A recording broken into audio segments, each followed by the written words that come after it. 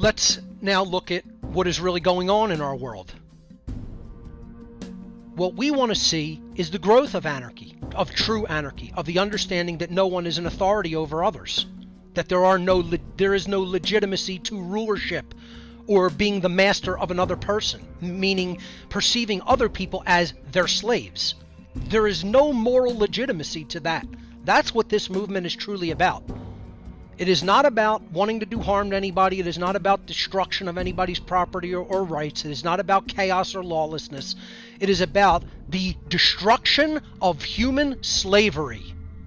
That is what anarchy is. Anarchy is ending the perception that some people have the moral right to rule others and that others have the moral obligation to obey their commands. That is what anarchy is about ending. Okay, so is anarchy growing? Is that understanding in human consciousness growing? I would say absolutely it is not growing. Anarchy is not growing, ladies and gentlemen. It is being pushed out of mainstream consciousness. Authoritarianism is growing. The hardening of the belief in authority is growing in the minds of the public.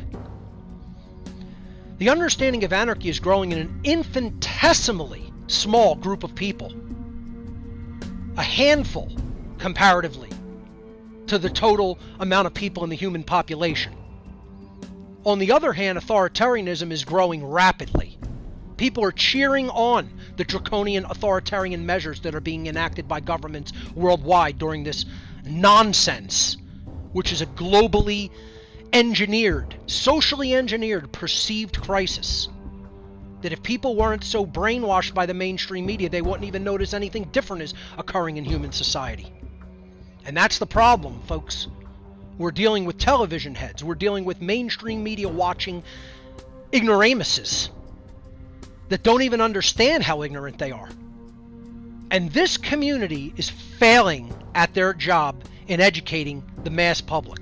As a matter of fact, I hear over and over again by members in this very community, it isn't my responsibility to educate my fellow human being. I've heard it over and over again. I don't know whether you guys have ever heard that dynamic, but I've personally heard it out of people's mouths over and over again. Why should I take my time to be the educator of another person? That's only their responsibility. And it shows me how little people understand what the real work is to do. And that is to reach people who have bought into the mind control of the mainstream media and change their minds, help them to change their minds. And yes, that is an unbelievably massive effort, but can it be done? Yes, it can be done if enough people make it their charge to do it. And sadly, not enough people have made that their life's work. They're still too concerned over their own situation and trying to protect what they believe they have. So, why is the anarchist community really truly failing at this work in helping to influence and change the mindset of others? And it isn't about explaining all the machinations that are going on in government.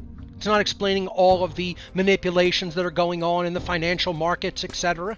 No, it's way, way larger than that. So the main question that needs to be asked is, why have anarchists failed to stem the rising tide of authoritarianism? And indeed they have. If you believe we're winning, you're delusional. If you believe anarchism is rising, you're delusional. Sorry to break it to you just like that, but you need to hear it if that's what you think. Authoritarianism is rising, and anarchists as an entirety, as a body of people, have not stemmed the tide of rising authoritarianism. And all you need to do, if you believe that it has, all you need to do is visit any major city in the world and look at the attitudes of the people. They are abjectly under mind control and abjectly rooted in authoritarian beliefs. And if you don't believe that, I think you're living in the middle of nowhere and you're sheltered as a human being. And you need to wake up and you need to go into the heart of population centers and really look at the dynamic of consciousness that is taking place there.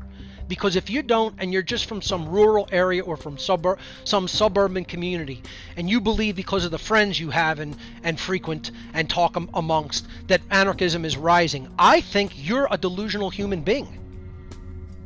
And you don't understand the real dynamic that's taking place in the world. To understand how affecting in a negative way the mind works and how that's so important, and how we should never underestimate the ability of social engineering and the social engineers who conduct it, and how we should never treat it lightly such that we think, oh, somebody else's ignorance isn't my responsibility. Yes, it is. That affects you. That affects me. I've worded it in this way. Other people's ignorance is our enslavement. It's the enslavement of you and me. So if you don't want you and I enslaved, okay, you better worry about other people's wrong ideas, and you better work to change them. That is our responsibility collectively, as a community and as a species. The first universal principle of all manifestation, of how we get the results of what we put out into the world. The mind is what ultimately directs and manifests all change in our environment, for better or worse.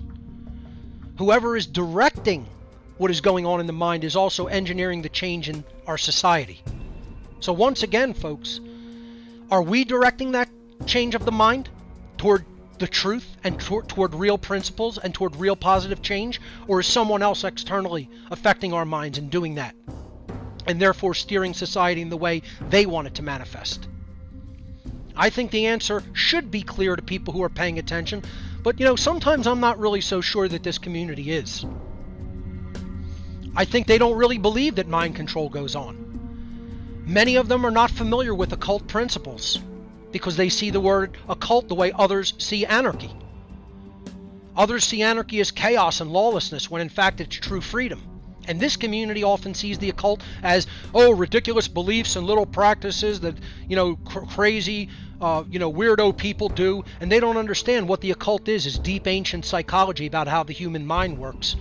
And if a small amount of people understand how those dynamics work, and the bulk of humanity does not, it's a piece of cake to manipulate people and bring them into whatever mindset that small, community of people in the know want to direct them. Piece of cake. Taking candy from a baby. So the question that this community really needs to be asking is, whose hands are these? That's the question that you guys need to ask and learn. But that's what you guys need to ask yourself, and you need to find out about and learn. And let me tell you something, I'll just give you a quick hint, folks. It's not just the international bankers. Most of you think that that's who it is. It's not the politicians, and it's not the bankers behind a lot of the political machinations. It goes way deeper than that, and you need to understand it.